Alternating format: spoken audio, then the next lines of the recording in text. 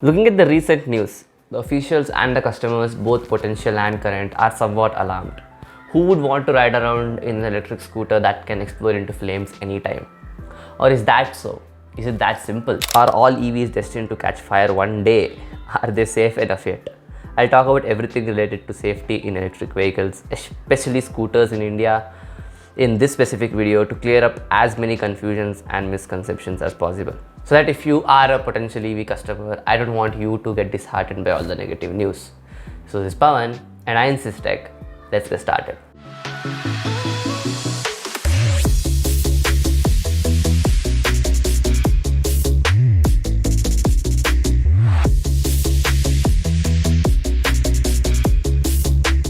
So talking about the recent news on the Ola S1 Pro that happened in Pune on a bright sunny day, caught fire and burnt badly.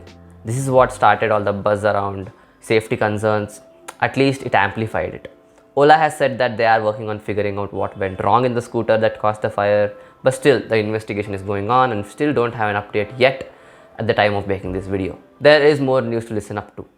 This Okinawa caught fire in Tamil Nadu, the Pure EV incident in Chennai. This Gurugram incident killed 4 people. Seems like most of these casualties are happening in the hotter cities of India. But let's use our brains and see what actually is going wrong in these electric vehicles that is threatening our lives. So some clear-cut standardized faults that can occur, like short circuit conditions, high abnormal temperatures in the battery pack, physical deformations of the cells itself in the battery pack, and finally overcharging the battery pack. Okay, see, there's a term known as thermal runaway, meaning that the temperature just rises very quickly at a very fast pace, which can be due to a variety of reasons. Manufacturing defect is one of them, or it can be due to long exposure to very high unbearable temperature. Because the cells in the battery pack have an upper limit to operating under a specific temperature, if that goes up, the chemical reactions in the battery pack happen at a really fast pace that can cause a lot of heat dissipation, which in result will cause physical deformation in the cells.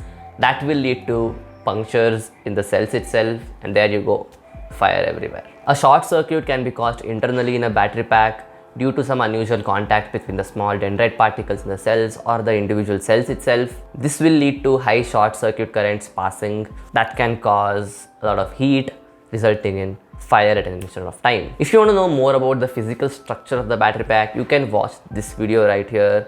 I'll link it in the description below. BMS failure. This small electronic device is crucial for the optimum performance of the battery pack. It is supposed to monitor and take care of each and every cell in the battery pack by making sure it doesn't overcharge or undercharge, and it keeps the voltage level at a good balance. If it sees any kind of abnormalities happening, it will quickly cut out the connection to the supply to save the battery pack from any more damage. But unfortunately, if the BMS fails, your battery is left out on its own, which is pretty dumb. That can cause catastrophic failures and will lead to fire. You can watch this video that I've made about the battery management system, and I'll leave a link in the description below. So what can you do to avoid all this mess? Not like if you don't follow these tips, your scooters are going to explode. If you have paid your manufacturer, it's their responsibility to sell you a robust and safe vehicle. But still, if you follow these tips that I'm going to give you from your side, it is going to ensure longer life of the battery pack as well as the whole electric vehicle itself. I'll tell you these points in a very short and simple way so that I don't waste much of your time. Do not park your EVs in the hot blistering sun for too long, too often. Not recommended if you want your battery pack to last longer.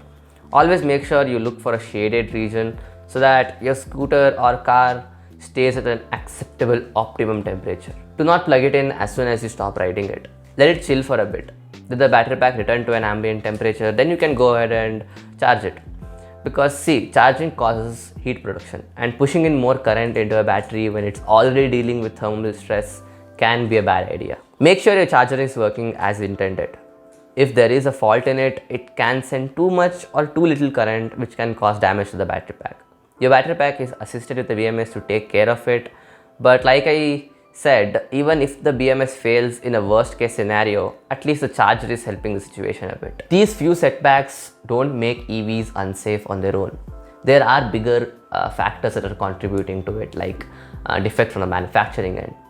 that can be a more sensible culprit. But we cannot judge it too quickly like that, because each and every electric vehicle design is different, hence having their own limitations. As this is still a newer market to tap into, there are still a few things to figure out related to how we engineers can make these vehicles safer and suitable for the harsh, sunny Indian climate. So finally, what do I conclude? EVs are safe. Look, you are free to think that I am biased here, but a few incidents here and there thrown into highlights of the media and newspapers is just not enough to throw shade at them and have strong opinions. Anyways, the investigations are going on. Hopefully we'll figure out what the problem was and fix it as soon as possible, and look forward to a clean green future without exploding scooters. So that's it for today then. If you ended up liking the whole video, don't forget to leave a like. If you're new to the channel, don't forget to subscribe to my channel. And as always, this is Pawan signing out.